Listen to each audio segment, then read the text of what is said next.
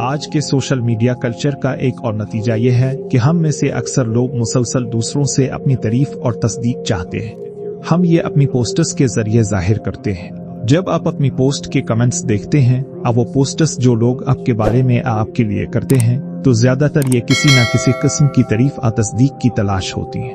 बहुत कम लोग वाकई सिर्फ तजस्सुस की वजह से फीडबैक के लिए देखते हैं। असल में अक्सर ये इसलिए होता है कि आप अपने आप पर अपने काम पर पुरएतमाद नहीं होते और चाहते हैं कि दूसरे लोग कहें कि वो आपको पसंद करते हैं या आपके काम को पसंद करते हैं। ये एक बदकिस्मत जाल है जिसमें लोग फंस जाते हैं, क्योंकि ये आपको मखलूक से जड़ कर रखता है, हालांकि हकीकत में आपको खालिक से जोड़ना चाहिए।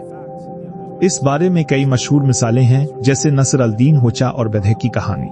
जब आप गधे पर बैठते हैं तो लोग तनकीद करते हैं, जब आप गधे के साथ पैदल चलते हैं तो भी लोग तनकीद करते हैं, और जब आप गधे को उठाकर चलते हैं तो सब हंसते हैं। इस कहानी का मतलब यह है कि आप कभी सबको खुश नहीं कर सकते।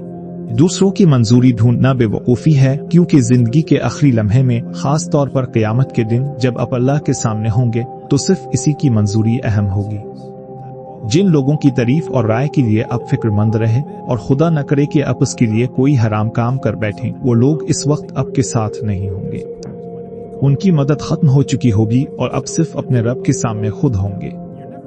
ये तलाश आपको कभी सुकून नहीं देती बल्कि बेचैनी में डालती है, क्योंकि चाहे आप एक बार ये तारीफ हासिल भी कर लें तो सवाल ये होता है कि अगली बार क्या होगा। ये हमेशा एक बदलता हुआ हदफ होता है।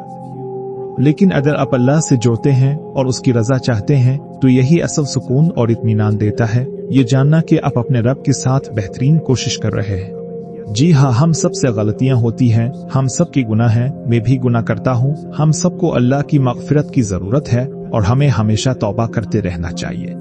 लेकिन अगर आप उसकी रजा के पीछे हैं, तो कम अज कम आपके अंदर इतना एतमाद होगा कि अगर लोग आपसे नाराज हों या आपको पसंद करें, तो आप दाएं बाएं नहीं भागेंगे। एक दफा मैं गाड़ी में था और किसी ने मेरे काम की तारीफ शुरू की। मैं पहले ही कुछ शर्मिंदा सा था, क्योंकि मुझे ज्यादा तारीफ सुनना पसंद नहीं, लेकिन उन्होंने एक अजीब बात कही जिस पर मैंने हंसकर अल्लाह का शुक्र अदा किया कि इसने मुझे ये बात समझा दी। उन्होंने कहा, आप वो सब कहते हैं जो मैं मानता हूँ। मैंने सोचा, जब मैं कुछ ऐसा कहूँगा जो आपको पसंद न हो तब क्या होगा। ये किसी को कहने का अजीब तरीका है, और इससे भी ज्यादा अजीब ये होगा अगर मैं इसकी राय को अपनी असल कीमत समझूं, हालांकि वो तो सिर्फ अपनी राय की तायीद चाहते हैं। सुभान अल्लाह। हमें ये याद रखना चाहिए कि जो बात दुरुस्त है वो हमेशा मकबूल नहीं होती, और जो मकबूल है वो हमेशा दुरुस्त नहीं होती।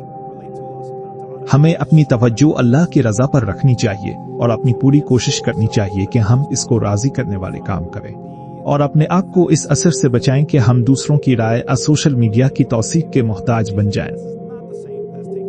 ये बात मशवरा लेने और उस्ताद रखने के खिलाफ नहीं है, ये सब अच्छी बातें हैं, लेकिन खास तौर पर आवाम और सोशल मीडिया पर लोगों की मंजूरी ढूंढना तबाही का फार्मूला है।